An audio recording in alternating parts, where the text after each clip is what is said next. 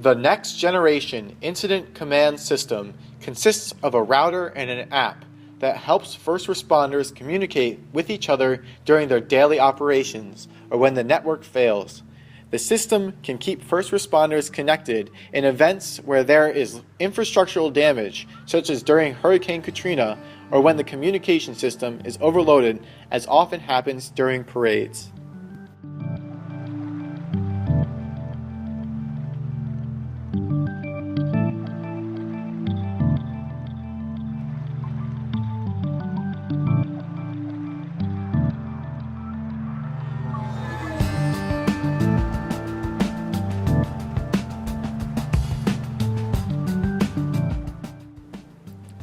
From the initial interviews, we wanted to learn about first responders' communication habits. We talked to 10 people from the 3 main branches of first response: police officers, paramedics, and firefighters. You get a lot of miscommunication as to what ramp or what highway you're actually on. So I think being able to mark and drop your pin as to where you actually... We asked about their communication during day-to-day and large-scale emergency operations. Finally, we asked them to review the mobile application and the router and provide feedback. Again, it would have to be smaller.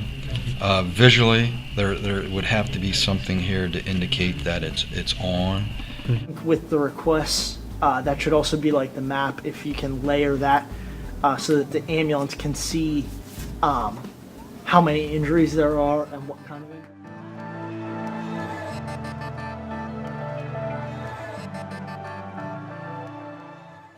Initial usability testing was performed with non-professional participants using paper prototypes. From these tests, the team refined early designs and developed better usability experiments.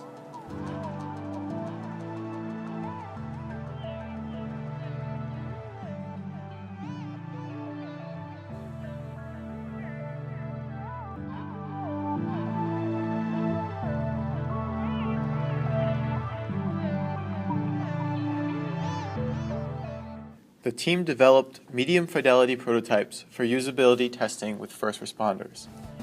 A portion of the testing was done in Pittsburgh as part of a larger research effort to test the router's capabilities. The usability testing required the first responder to complete a task using 2 different designs. The designs tested were 2 forms of reviewing information sent in a request, 2 methods of adding a marker and information to the map,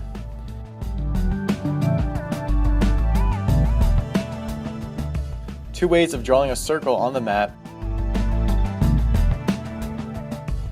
and 2 different interface designs to display the router vitals to the user.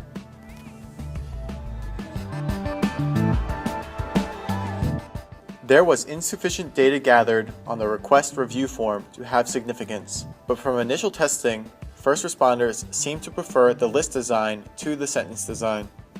Results showed that there is no significant difference between the 2 marker placement designs. A questionnaire revealed first responders thought the center radius method of drawing a circle was faster, but that the freehand method was both easier to use and easier to learn. Participants found it easier to identify the buttons with word labels. First responders preferred the LCD display when the router status was OK and when there was a system failure, but did not have a preference with the other statuses.